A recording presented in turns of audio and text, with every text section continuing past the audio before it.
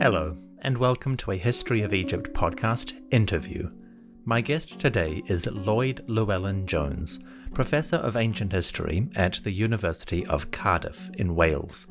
Professor Llewellyn-Jones joins us today to discuss his new book, The Cleopatras, the Forgotten Queens of Egypt. The world knows the name Cleopatra thanks to the exploits and achievements of Cleopatra VII, the last queen/pharaoh of Egypt. Far fewer people know that Cleopatra is, well, the seventh, and that before her there was a whole line of accomplished, influential women bearing that name. Professor Llewellyn-Jones has previously specialized in the social and political history of ancient Greece and of Persia. His published works include articles and books in those fields, and also in Hollywood portrayals of the ancient world. For enthusiasts of the Hellenistic era, the age of Alexander the Great and his successors, Professor Llewellyn-Jones acted as the costume consultant for the 2004 film Alexander, a personal favorite of mine. As you'll see in this interview, Professor Llewellyn-Jones is knowledgeable and enthusiastic, with a knack for making complicated histories far more accessible. It's a great conversation, and I think you'll enjoy it. The music for this episode is by Michael Levy from his album An Ancient Lyre, and it includes pieces based on ancient Greek melodies from the 2nd and 1st centuries BCE. My thanks to Michael for allowing me to use his music. If you enjoyed it, you can find it on his website. Link in the episode description. Now then, let's begin the interview.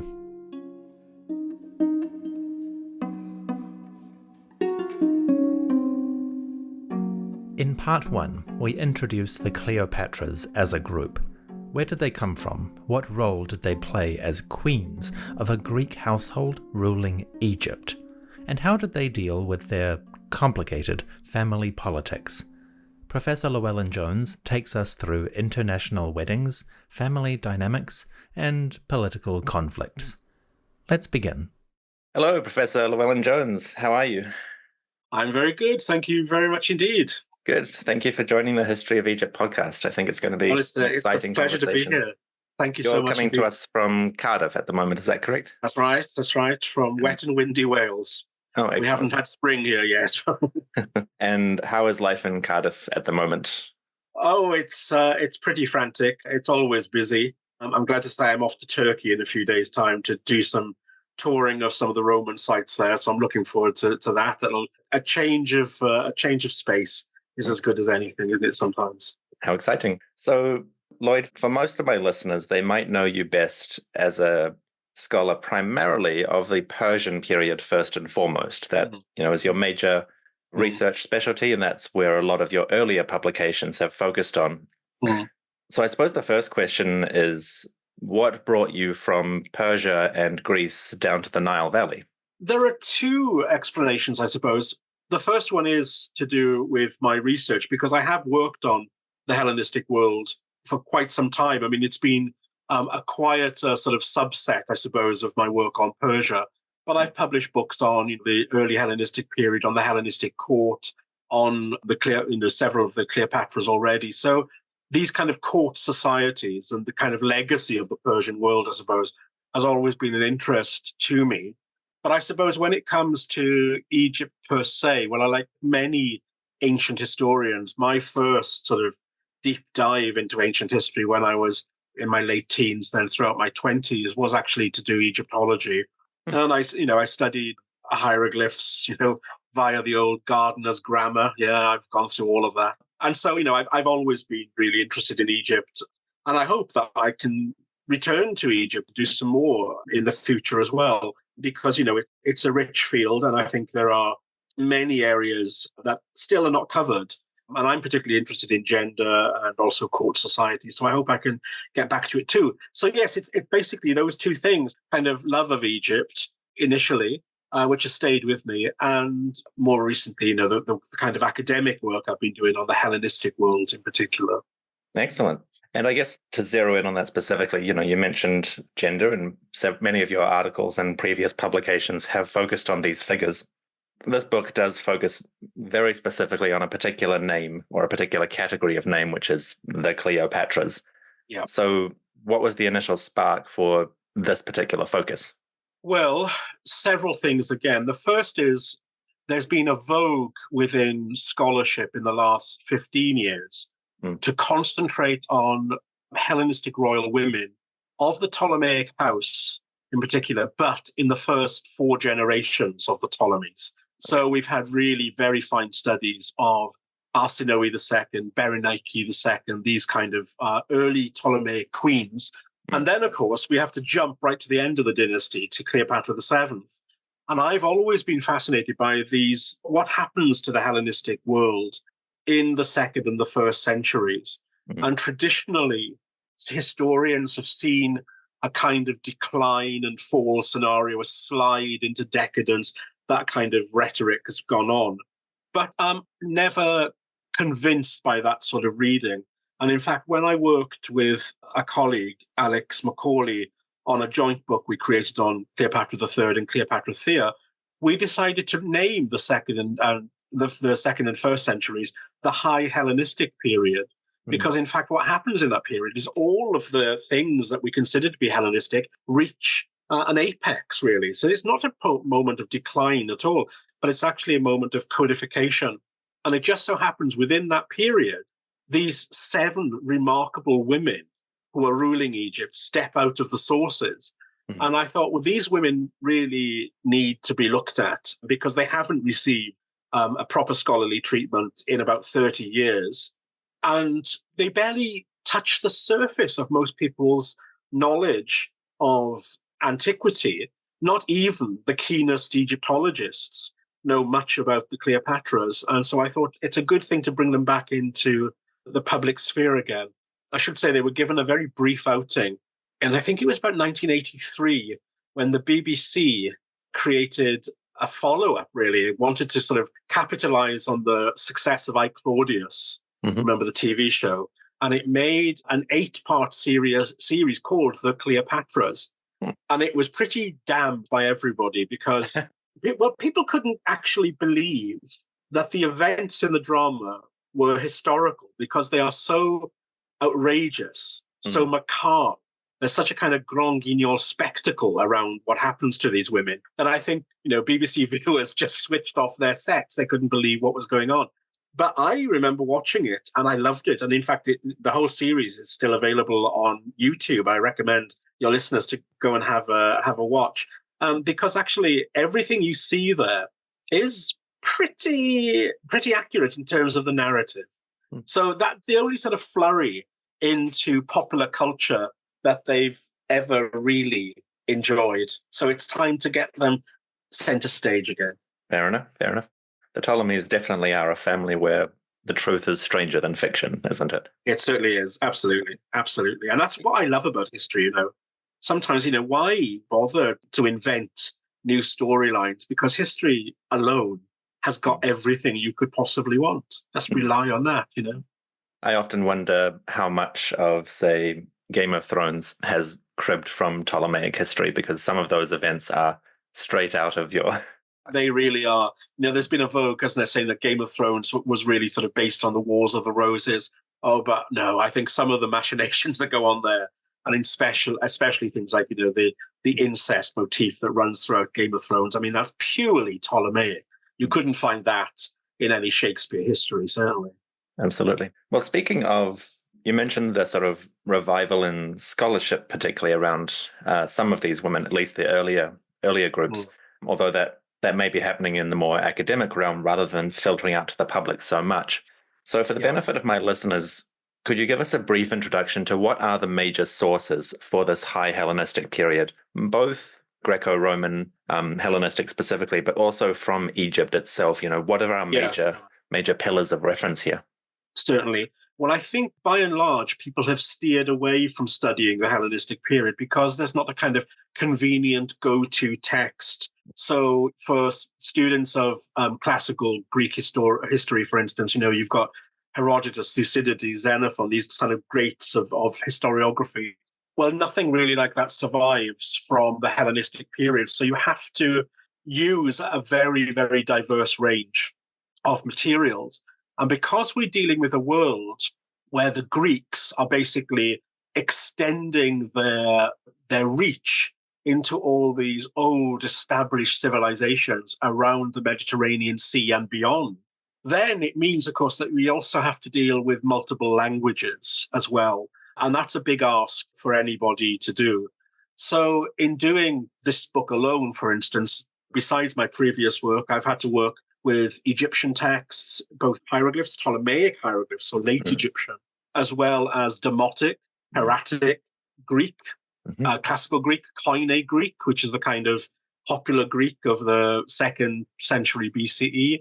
Also little bits of Latin, of course, because some of our Latin sources are important here, as well as Aramaic, cuneiform. So anybody trying to specialize in the Hellenistic world has to be bold and stretch their abilities to the limit, really. I'm glad to say that lots of people are doing it, and really great philologists are taking on some of these challenges. And besides that, of course, then you have to be familiar with the art and the architecture and the archaeology of the period as well, because we need all of these things. They're all vital pieces in this huge jigsaw of this period. What can be achieved by bringing all of those very disparate sources together is actually a very thrilling experience.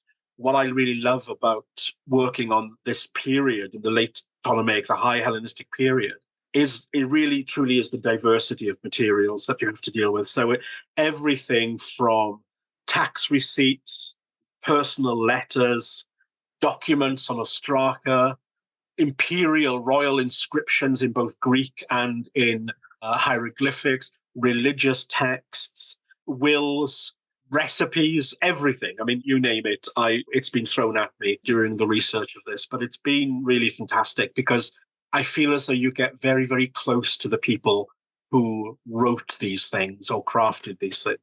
And one thing that I do particularly appreciate about the book is that you do provide a very robust set of references at the end, not just a bibliography, but broken down by subject and culture and source, even down to individual names. If you want to learn about Ptolemy, here's the Livy reference, or here's the Eusebius reference. I thought it was important because what I really hope is that this book will encourage others to go and look at this period, and especially the Egyptologists among you, because the Ptolemaic period is such an important one for the preservation of pharaonic culture, if nothing else. When we go down on our Nile cruises today, so many of the temples and sites that we enjoy are, of course, Ptolemaic constructions. So we have to give them a nod for their preservation of the pharaonic past. So, yes, I would say to your listeners, don't be afraid of the Ptolemies. They are your friends. And I hope that, the references you find in will be of use. They weren't each other's friends, but they are our friends. No, but they are ours. Excellent. Okay, well, let's begin with the more detailed historical discussion then. One thing that I particularly enjoyed that came across in the book was you placed a particular emphasis right from the start, but frequently throughout, an emphasis on how visible the Cleopatras are as a tool of diplomacy uniting the Ptolemaic and Seleucid households. And obviously I'm not a Hellenistic historian, so this is not something I had thought about in any particular detail, but they are the two major political dynasties of the region. And then you also have the one up in Macedonia itself. So if you could touch on briefly, where do the Cleopatras of Egypt come from? Where does the first one come from? And then how does that role as sort of political bargaining chips carry on through their history? Yeah.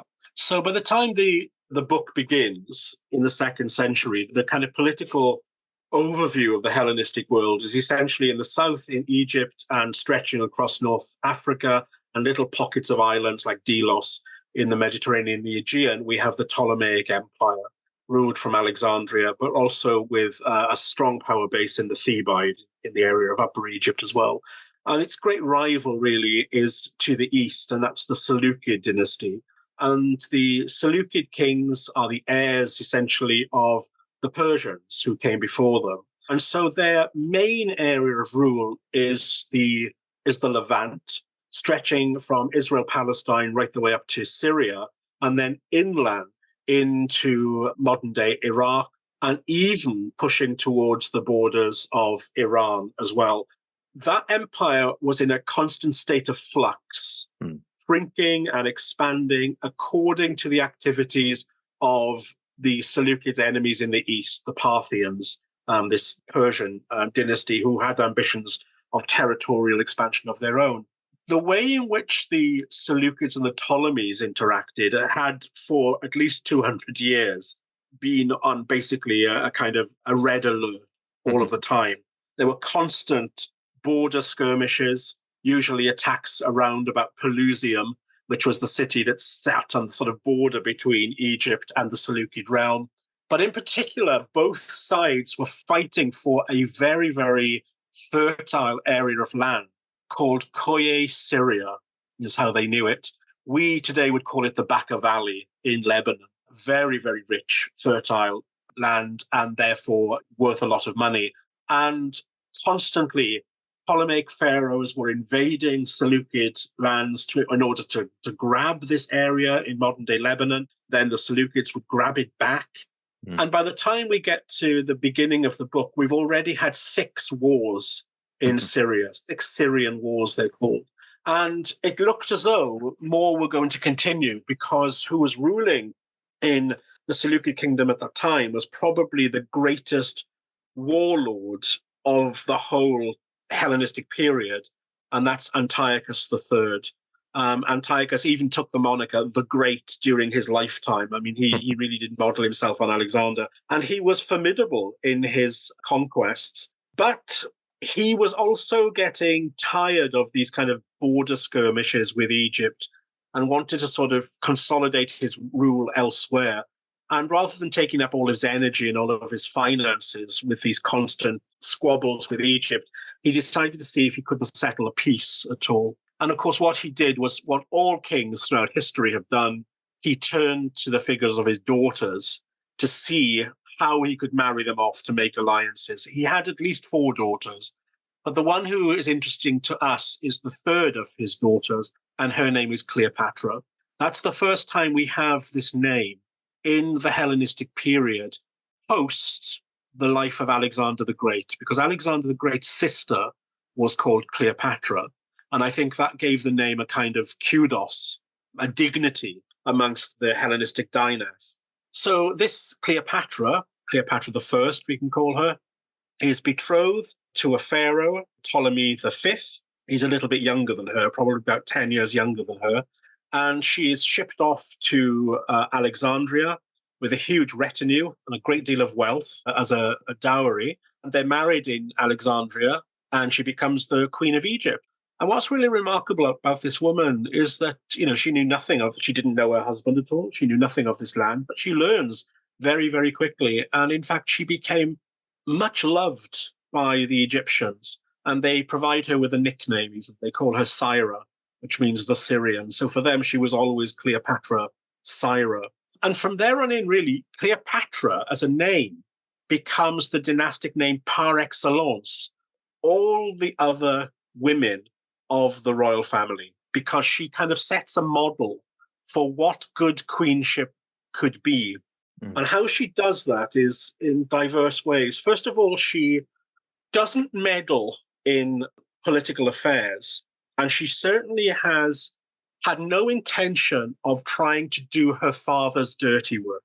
And I think that when she first arrived in Alexandria, the Alexandrian courtiers were very suspicious of her. Oh, surely this woman is going to come in and she's going to bring, Antiochus's policies, and before we know it, we'll all be Seleucids. But she never did that. She was incredibly loyal to her husband, to such an extent that about 15 years into their marriage, he gave her an honorific title. And we see this utilized in the inscriptions in hieroglyphs, where he calls her his beloved sister. And that's a very important thing for the Ptolemies. First of all, of course, sister can mean just beloved in an Egyptian context, as you'll know.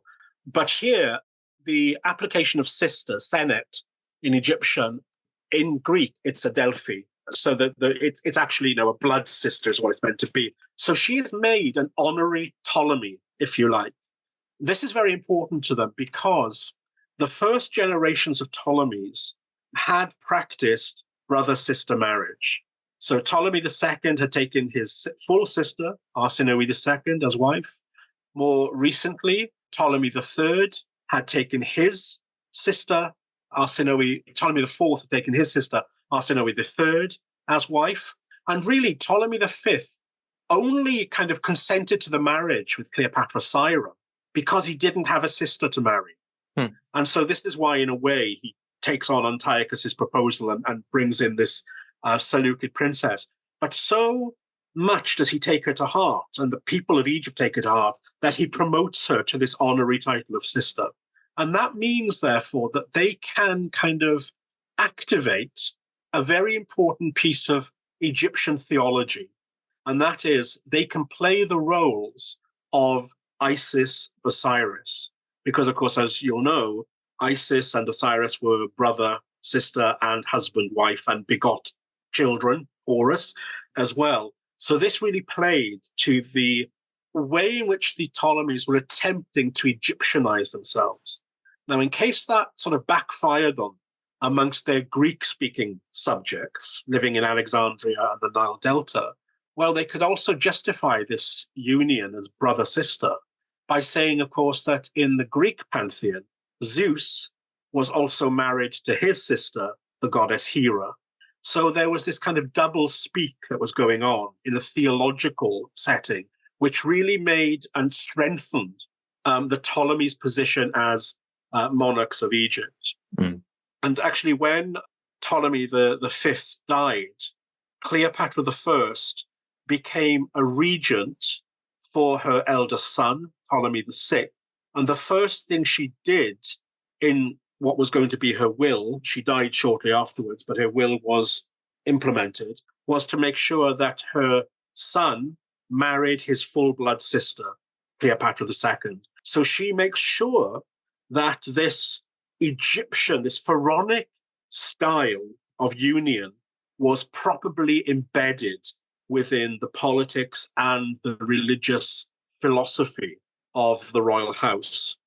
I think maybe the Ptolemies were a little bit blindsided by their knowledge of Egyptian history, because we know that not every pharaoh, far from it, married, a sister or let alone had children. But of course it did happen. Akhenaten, Ramesses II, for instance, but it wasn't as popular as I think the Ptolemies thought it was. They thought they were doing the standard pharaonic thing by continuing this practice. And it worked extremely well for them in these kind of propagandistic theological terms.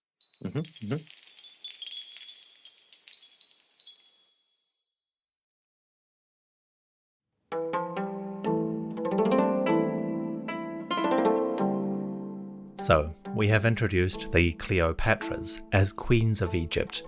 But of course, they were not Egyptian in the hereditary or family lineage sense. How did the people of Egypt, living under a Greek royal house, react to this new kingdom? Professor Llewellyn-Jones explains. Then, we explore the role of a Cleopatra who ruled outside of Egypt, a remarkable tale of international diplomacy, political acumen, and imperial ambitions.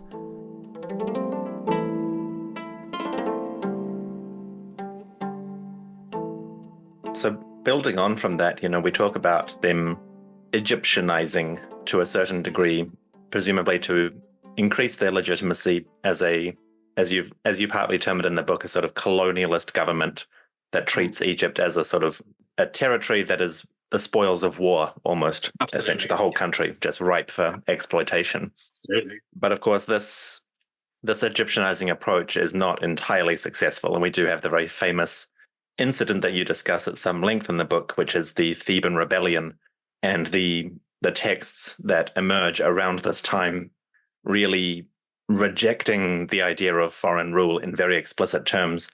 Can you tell us a little bit more about this and that in terms of what it represents, particularly for the Ptolemaic dynasty as a whole, and perhaps for Cleopatra Syra specifically?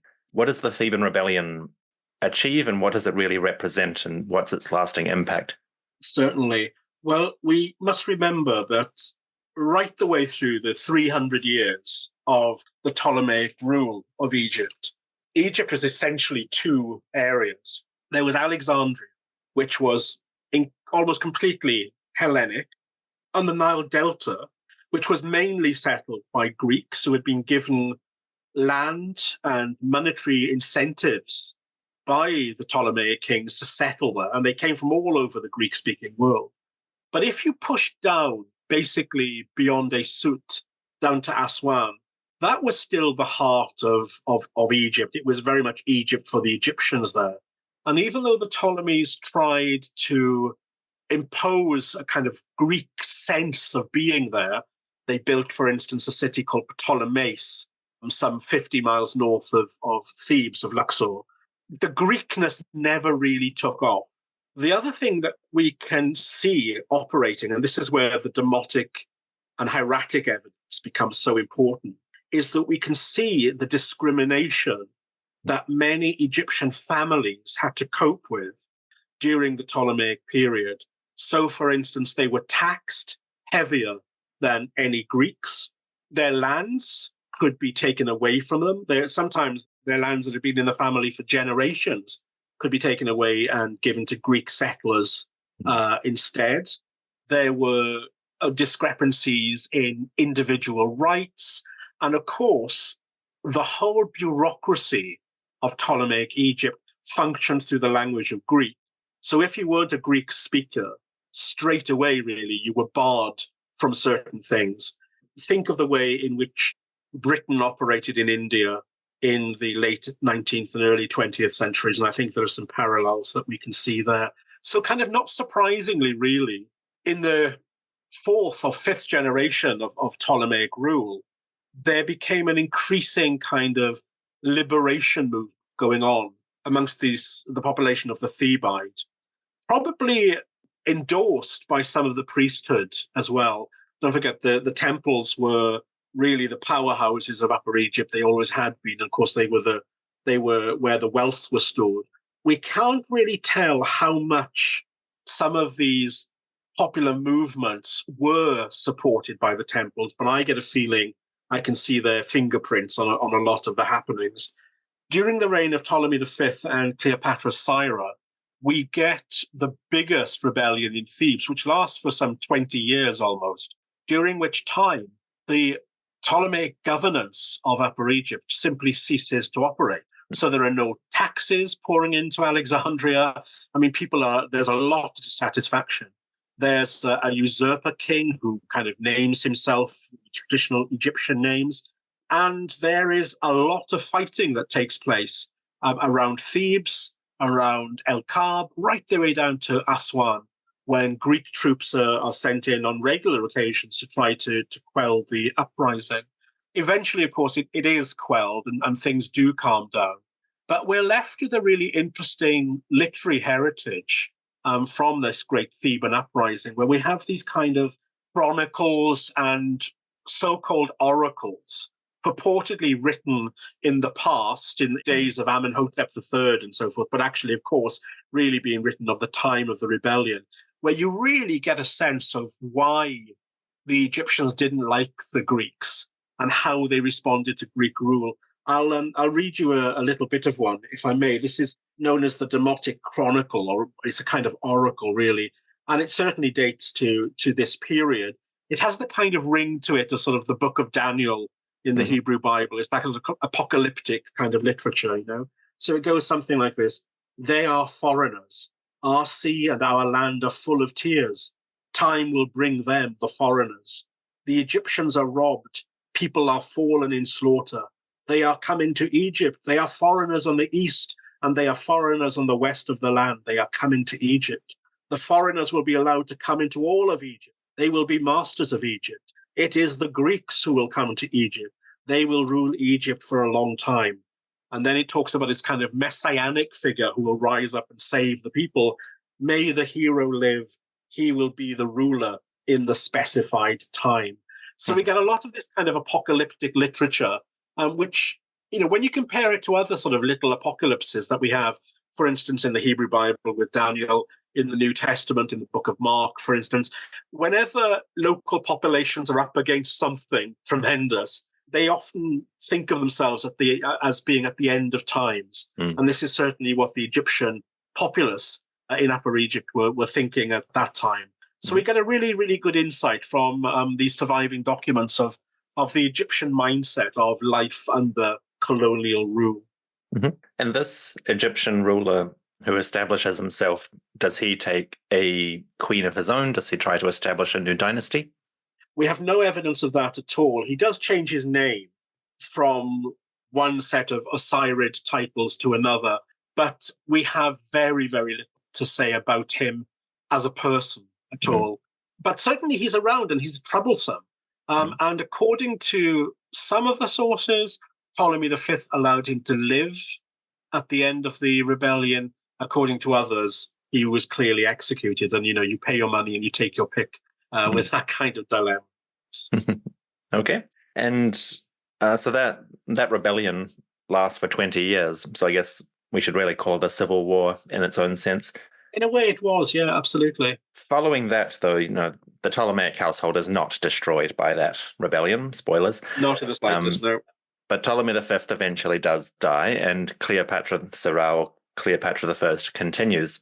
And this brings me to a question that crops up repeatedly through the book. It's a major theme, which is the Cleopatra's taking on the role of sort of the senior ruler, not just an ornament, not just a queen, not just a supporting figure for her husband, but to actually be the leading force in the government of the day.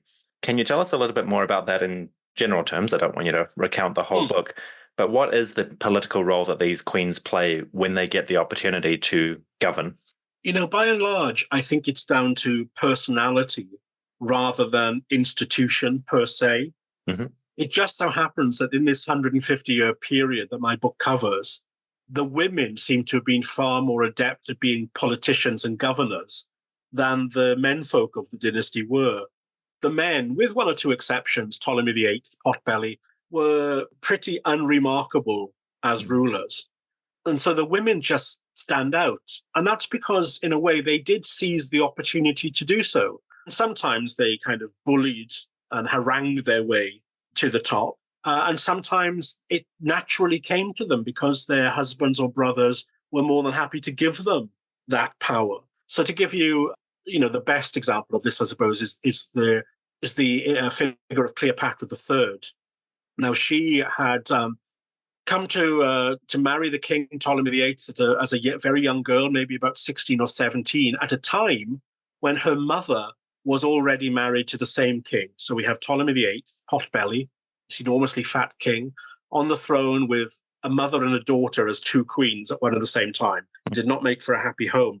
But something about that really kind of put some grit and some fire in Cleopatra III's belly, because when she was widowed, she essentially became the kingmaker in Egypt. And she had two sons, Ptolemy IX and Ptolemy X. Ptolemy IX, she just simply disliked. And so she promoted as much as she could Ptolemy X onto the throne. This kind of backfired against her with the Egyptian courtiers who insisted that her elder son should be king. But when he does take up the mantle of Pharaoh as Ptolemy IX, she completely dominates his reign, completely and utterly. It is she who sets the standards for taxes. It is she who orders foreign diplomatic ventures with Rome, with the rest of the Hellenistic world. It is she who calls the shots when it comes to declaring war. And importantly, it is she who takes precedence in all pharaonic religious rites and rituals. And Cleopatra III, during her reign, takes on more religious titles than any queen in Egyptian history. She just invents them for herself, including she has created for herself a male priesthood to worship her as the living Isis. So not a semblance of Isis, but the living Isis worshipped in temples throughout the whole of Egypt. And we can really see her dominance on temple walls. So one of my favorites is at the little temple of Hathor in Deir el Medina, And there, on the side of the sanctuary, the inner sanctuary, just on the outside of that, we see her offering jars of ointment to the divine triad of Thebes, and her son, the king, stands behind her. This is really remarkable. As you know, the structure of Egyptian art is rigid, and it's the pharaoh first, the queen then does her propitiatory thing standing behind him, maybe even at a smaller scale. But here, Cleopatra is up front and center, and that goes for every representation we have of the queen, both during the reign of Ptolemy IX and then of Ptolemy X as well. And at Edfu, we have 20-meter high images of Cleopatra III alone, with no king around her whatsoever. And she is propitiating the gods who are acting out the drama of the murder of Osiris. You'll know these wonderful reliefs on the side of Edfu Temple. She is there with her priestesses, no king, no sons, nothing at all. She takes that role herself. And this is a precedent that is continued by some of her successors.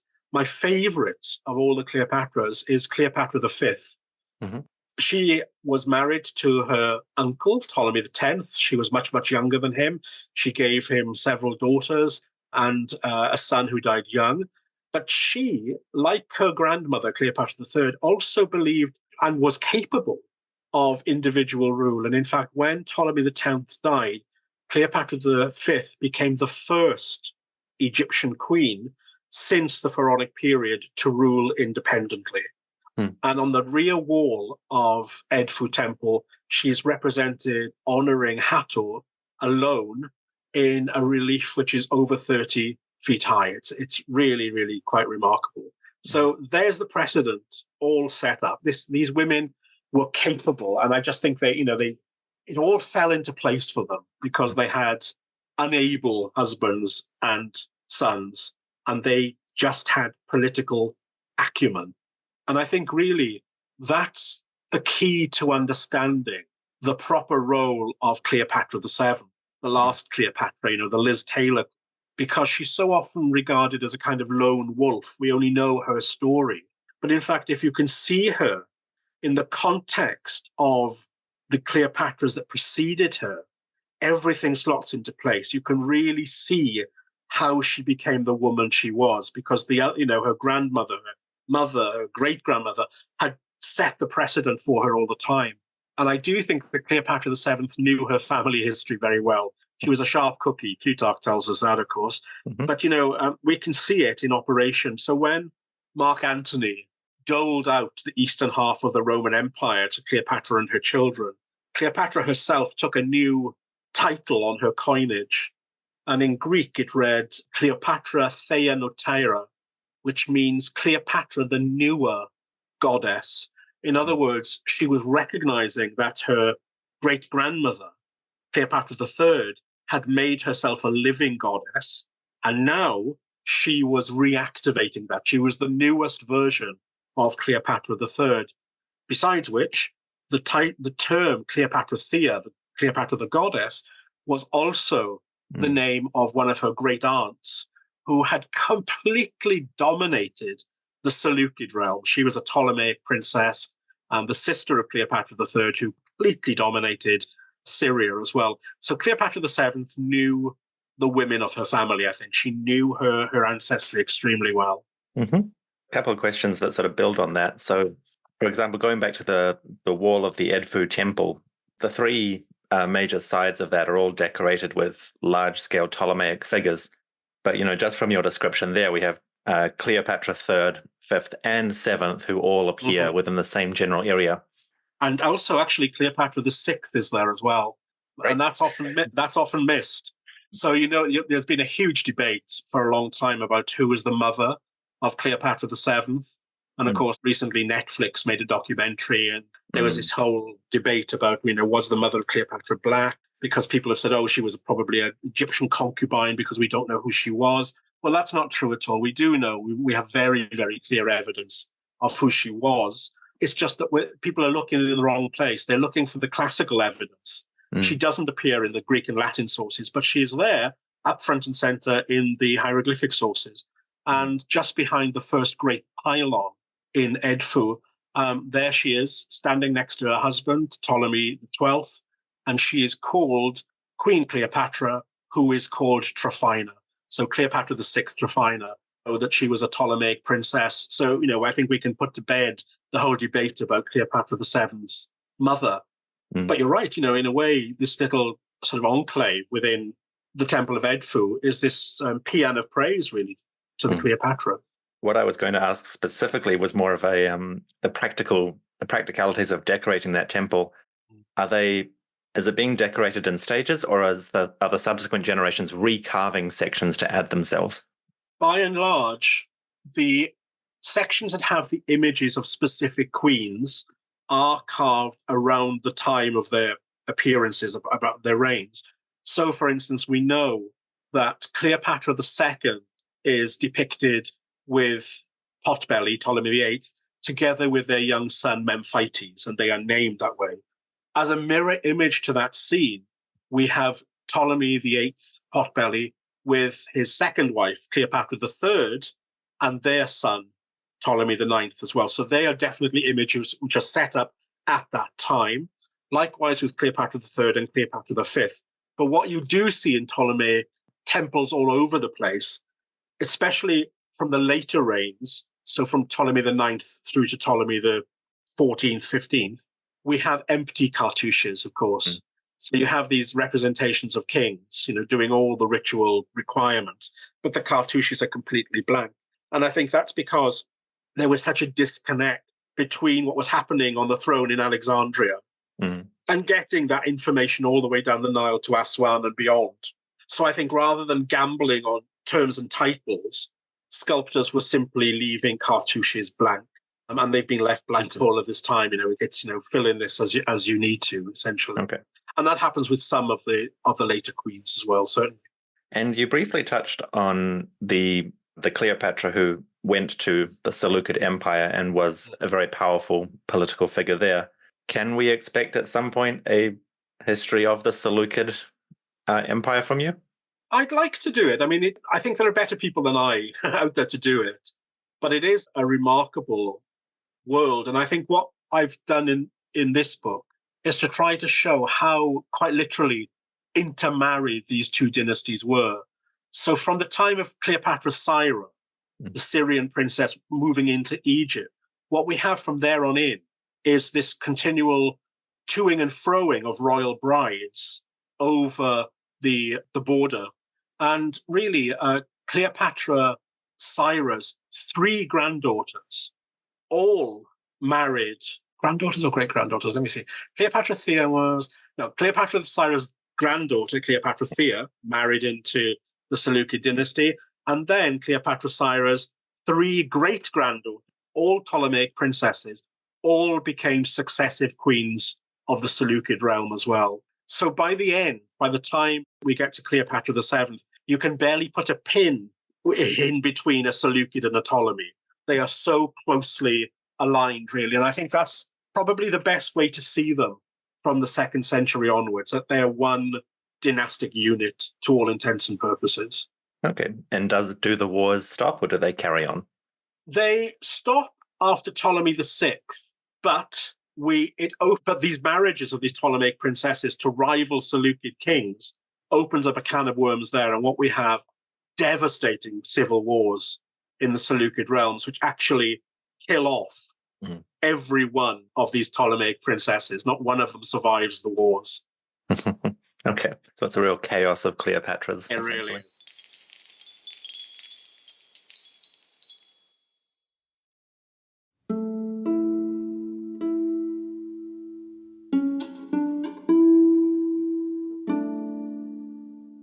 We have explored the lives, loves, diplomacy, and wars of the Cleopatras and their Ptolemaic house. Now we tackle the big one, the most famous Cleopatra of all, Cleopatra VII. The object of admiration, hatred, lust, and no small amount of envy, Cleopatra VII endures as a symbol far beyond her earthly deeds. Professor Llewellyn-Jones takes us through this phenomenon, including the question of Cleopatra's lineage, Who was her mother? Why is she so famous compared to all her accomplished predecessors? And what do we really know of her politics, personality, and life?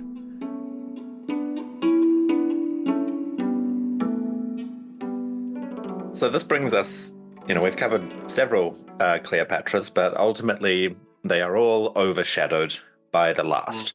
And this is a key theme in the book. It's sort of the main focus of the introduction, but it crops up repeatedly. Why does Cleopatra VII so dominate the discourse as compared to those who came before her? Why is she the one that stands out? I think it's because her memory has survived more clearly than all of the others. And that's because really, during her own lifetime, her enemies, the Romans, were already creating her mythology. So by the time of her suicide, they had cast her as this, well, in the Latin, they call her fatale monstrum, this horrific woman. She is the serpent of the Nile. She is the slayer of men. She eats Roman senators for dinner. And this is up and running already. And basically from that moment on, from the Roman conception of Cleopatra in that way, right the way up until the modern world, every successive generation of human beings have claimed Cleopatra as their own and molded her into whatever shape they want her to be. She's been pulled and stretched. She is such an elastic figure in that kind of way. So she's been the ultimate femme fatale in French Orientalist paintings of the 19th century. She's been the on-screen goddess with Claudette Colbert, Vivian Leigh, Elizabeth Taylor, of course. She's been a camp icon. She's been hailed as a heroine of Black Lives Matter. She's been claimed for the Me Too movement. Constantly, we are projecting ourselves on Cleopatra VII. So, that's why she has survived. But what we know of her, really, most people could probably write on the back of a box of matches. It's the image, it's the fantasy that has the kudos, not her real life. And so what I wanted to do in this book was to try to get back to her real life as much as possible in the context of the other Cleopatras. I should say there are a few things which are quite remarkable about her. I mean, she is a woman of note. I mean, just by the fact that she took on the Roman Empire, which none of her previous Cleopatras had to do. I mean, Rome wasn't in that position. It was growing in power, but not in that way. What I do find interesting about Cleopatra VII is that unlike any of the other Cleopatras, she showed no desire to be seated on the throne of Egypt next to her husband brother. So in her father's will, it was stipulated that Cleopatra had to share the throne with her younger brother, Ptolemy XIII. She completely rejected that and actually went to war against him. And likewise, after his death, when Julius Caesar put her on the throne of Egypt and compels her to marry her youngest brother, Ptolemy XIV, again, she rejected that and had him killed too. So unlike the other Cleopatras who were happy to sit with nondescript husband brothers on the throne, Cleopatra simply rejected it, and I don't know why. I've really speculated about it. I can't quite understand why. But then we see a real sea change happen after she gives birth to her first son, Caesarion, the son of Julius Caesar, or Ptolemy the 15th, as he is rightly known. From after his birth, the only thing that matters to Cleopatra VII is obtaining the throne of Egypt for Caesarion. It's never for herself. All the things she does, throwing in her lot with Mark Antony, for instance, is never for her power. It's for the power of Caesarion and to ensure that the throne of Egypt passes to him. So she, in some ways rejects everything that Cleopatra's did before in terms of brother-husband marriages, but takes on that mantle of the protective queen mother, if you like, to ensure that Caesarion gets onto that throne. So when we have early images in stelae of Cleopatra and Caesarion, we have Cleopatra in the front position, Caesarion standing behind.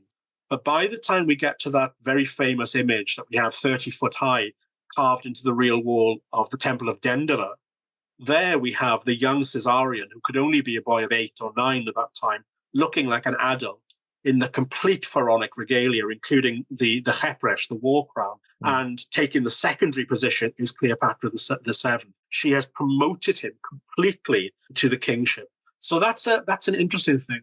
And unfortunately, we have a lost relief from the Temple of Nekhbet at El Kab, just south of Luxor, which only survives in early 19th century sketch. But it shows Cleopatra giving birth to Caesarion. She is surrounded by the 7 Hathors, the kind of good fairies of myth. But we see her arms are raised and held above her head while the child Caesarion is delivered from her womb, while at the same time, she, depicted in the vulture crown and the feathered headdress, standing next to the goddess Mut, watches herself give birth as well. And that is an absolutely unique relief in the whole of Egyptian art. I've never come across that anywhere else at all, not even in the most sophisticated divine theologies of birth theologies of Ramesses II or Amenhotep III. This is really, really going the extra mile to link her to Caesarion and to the legitimacy of his reign as well. So again, I find fact is so much better than fiction. The real thing is more than enough for me. That's interesting. I'm glad you clarified that, because one of the questions I was going to have was how much of the depiction of her as a lone wolf when it comes to her brothers versus a caring queen regent for her son. I was curious how much of that is divided between the Greco-Roman sources and the Egyptian. So the Egyptian seems to very much present that motherhood role quite strongly. Most definitely. Very, very much indeed. Whereas the queen is barely, I don't think she's ever represented with her brothers. We only ever get it in epithets. Queen Cleopatra and King Ptolemy, or usually the other way around, King Ptolemy and Queen Cleopatra, which is a victory disliked enormously. But we don't get representation. So yes, you're right. I mean, the Egyptian evidence just foregrounds this vision of Cleopatra as the ultimate stage mother, really pushing her son to the fore. Mother superior, if you will. Yeah. If I could ask you to speculate wildly, would you characterize her early lone wolf status versus her queen mother status? Do you see it as again speculating, as a genuine emotional concern for her son, or do you see it as in political terms, as establishing her own dynasty versus brothers whom she can't necessarily control? They have their own ideas. How does it all come together in your mind? I think there's a little of both. I think that the idea of the uncontrollability of brothers is something that concerned all Cleopatras, and I think Cleopatra VII shared in that. But I do believe when she looked into his baby blue eyes, it was pure love for Caesarion. And this is what you get, I think, in Latin and the Greek sources, is this devotion. She was, when all the chips were down and, when she was getting prepared to commit suicide, she still believed that her son could be saved. So she, for instance, sent a fleet of ships down the Nile, and Aswan, the ships were taken ashore and marched across the desert so that they could be put into the Red Sea and take Caesarion off to safety in India. But the plan was scuppered, and certainly Caesarion didn't live past his mother's death by only a matter of days before Octavian would have killed him. But I really do get the feeling that he was everything to her. Some of the Greek sources say that in the days leading up to her suicide, she actually went on hunger strike, first of all, to ensure that her children would be saved, but Caesarion particularly, and Augustus or Octavian kind of agreed to that, and she started to eat again. Very good. So at least one scene from the Elizabeth Taylor Cleopatra where she has that bizarre vision of Caesar being murdered, and her first thought is my son. At least that is fairly. I think it is true. Absolutely. Yeah. So, two sort of light-hearted questions. First of all, who is your favorite cinematic Cleopatra, if you have one? Yes, I love Claudette Colbert in the 1932 Cleopatra by Cecil B. DeMille. I love her because in that kind of style of early Hollywood, sort of before the kind of the moral crunch that went on. She's very much the kind of high society hostess. She's kind of like a Fifth Avenue girl. I love her because she's ultra modern. She's ultra Art Deco. And I love the design that was created for her by Travis Banton. I've written a book on Hollywood and the ancient world called Designs on the Past, How Hollywood Created the Ancient World. And there's a whole chapter on the Cleopatra films because I think, but that's the ultimate for me. Claudette Colbert's Cleopatra. Yeah. I'm very partial to that design and aesthetic myself as well. So good choice. And who's your favorite historical Cleopatra from Egypt? I like Cleopatra V. This Cleopatra who only reigned for about 3 years, but importantly, she reigned alone with no man beside her at all. And, we haven't seen that happen since the days of Taweret. And, we can go right the way back into pharaonic history. And she does it extremely well and was much, much loved by Egyptians and Greeks within the country. I wish we had more about her because what we have really is only the tip of the iceberg and we can't tell anything about her personality at all. But there she is on the walls of Edfu Temple, looking like Liz Taylor, actually, in her shimmering gold lame and her towering falcon headdress. So she's my favorite, Cleopatra V. I like Cleopatra V. Okay, good choice. Now that brings me to the end of my historical questions about the Cleopatras, but if you have time, I would like to ask you just a couple small questions about your previous work in scholarship and also in Hollywood. So first of all, what brought you to ancient world and classical studies initially? What was the attraction? Well, it really was actually an overdose of old Hollywood movies. Back in Wales on a Saturday afternoon, back in the 70s and 80s, there used to be a sort of a Hollywood epic on every weekend, and I was absolutely besotted by them. So it was an overdose of Cleopatras and Ben-Hur's and The Robe and The Greatest Story Ever Told, really, that got me into this in the first place.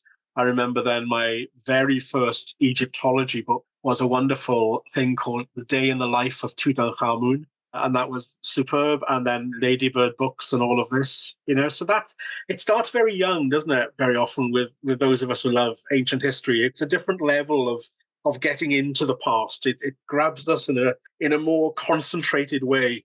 I often feel, I feel that with my students still today, they choose to do ancient history, not just history, because some kind of spark has been lit up in them. And that spark for me was certainly Hollywood and the sort of Ladybird books. Mm-hmm. And, speaking of Hollywood, one of the noteworthy things that you did in the past 20 years was that you were a historical consultant for the 2004 film Alexander. And as I understand it, you primarily consulted on costuming and design. Is that correct? That's right. So I worked quite closely with Oliver Stone and his costume, props, and design departments, trying to get the look of the ancient world right, which in my book, Designs on the Past, is something I'm very critical of because these films, like 1932 Cleopatra, really filters antiquity through the modern vibe, of course. Stone wanted to get things as accurate as possible, and to a certain extent, I think he did a good job, but there are still many things which speak far more about 2004 than about 200 or 300 BCE. So Angelina Jolie as Olympias, her gowns are still essentially sort of Christian Dior kind of creations with nipped waists and so forth. But there's a lot of good stuff there, especially the Persian materials. I think they did a very good job at creating the Persian look. Yeah. And presumably you were involved quite heavily in those specific costumes with your yeah, absolutely. Like I did a lot on that. Which it was a really fascinating experience, especially being interested in film and the filmic process as I am, because I really got to see the dilemma that a really fine director like Oliver Stone can get in. Oliver Stone, has got a real passion for history, and he wanted to tell the story as correctly as he could, and he had people like Robin Lane Fox, who was one of the world experts on Alexander, at his side. But what I realized was ultimately, even a powerful director like Stone was at the beck and call of the studio. So, when the studio said, no, you can't do that, then things were dropped. Or sometimes things would happen in the course of filming in just one day that would change everything. So, for instance, at one day, I remember they cast a very well-known actress in the role of Darius the Great's mother, Statira. And we were about to film a scene where she says, "Oh, you two are my son." And the actress pulled out because of some contractual difficulties. But it was too late to reset or to recast. And so the script had to be rewritten. And one of the smaller characters had to take on those lines. Completely unhistorical. There I could see for myself what difficulties filmmakers are under when they're trying to just represent straightforwardly the past on screen. It's a minefield. Is that the scene where they enter the harem in Babylon and Tyra, yeah. She takes the lines from Porus of Hydaspes and she says she wants to be treated as a queen? Okay. Precisely. So that should have been the Queen Mother. Really, right. Yeah. Fascinating. I have to admit that I'm very, very fond of that film. I like it. I think it's a good one. And I think that director's cut gets closer Which one? to the... Oh, yeah. But I still recall reading the very first script that Oliver Stone created, and I've got a copy of it here in my study. That's when I really saw what his vision was supposed to be, without any compromise at all. And then you really understood what a real passion he has for the past and for the Alexander story. I guess we should note, though, that film does not include the sister, Cleopatra. To the best of my knowledge, she does not appear. No, she's not there. No, absolutely not. Did you try to go to bat for her, or were you not? There are some, there were some things you thought it's better to win this battle because the war can't be won. So we all learned, all of us who were kind of advisors, learned when to speak up, when it became really necessary, because otherwise our voices would just be this constant nagging, trying to get it right. Yeah, but it was a fascinating experience. It was more recently. I've just done a big documentary on Alexander for Netflix, so I was involved in that quite heavily, and that was a really fascinating experience too. But of course, that was a documentary, and what I enjoyed about that was they allowed us as academics to kind of lead the story really, and they edited it very well. So it's far more grounded in historical debate. They allowed debate to be seen on the screen as well, which was a good thing. I've been meaning to watch that. It's still on my watch list, but I haven't got around to it yet. For those who are interested, you can also see Professor Llewellyn-Jones in Alexander. So that brings me to the end of my questions. So thank you very much for coming on to discuss. I think that was really fascinating. And considering the complexities of Ptolemaic history, I really appreciate the clarity that you brought here and in your book, just to untangling the sheer mess of people who are involved in these stories. Absolutely. I don't look forward to the day where I have to start untangling that for myself in my own podcast. But here's a hint for you. What I did, as you'll know, is I tended to use their nicknames as often as possible. So rather than just throw more Ptolemies onto the page, Ptolemy the 10th, Ptolemy the 9th, whenever they were known by a nickname, chickpea, potbelly, I employed that. That certainly helped me untangle some of these lines. Which, out of curiosity, do you think that's how they would mostly be known in their own time? Yeah, I think so. I really do. Because it must have been quite confusing for the locals as well, Absolutely. Who have we got now, Ptolemy, Euergetes, which one? Absolutely. They were known by nicknames and by personal birth names as well, I think. Absolutely. Yeah. Okay. Well, Professor Llewellyn-Jones, Lloyd, thank you so much for coming on to explain these. And the new book will be out very shortly at the time that we are recording this. So if people want to follow you online, are you available on Twitter, Instagram? Where can they find you? I don't have any real social media sort of outlets at all, but you will find my email address at Cardiff University Online, and I'm always happy to answer questions. Should you email me, I'll be delighted to be in touch with any of your listeners. Excellent. And you mentioned that you are taking a tour group to Turkey. Is that something you do regularly? I do. I'm lucky enough to take tours for some really great historical tour groups. So I do Turkey, I do Greece, Cyprus, used to do Iran, but we haven't been there for quite a while now. We're starting up, hopefully, Egypt very soon, doing a tour called the Cleopatras of Egypt. Very good. And where can people find those if they're interested? You'll find those on the website for Martin Randall Travel.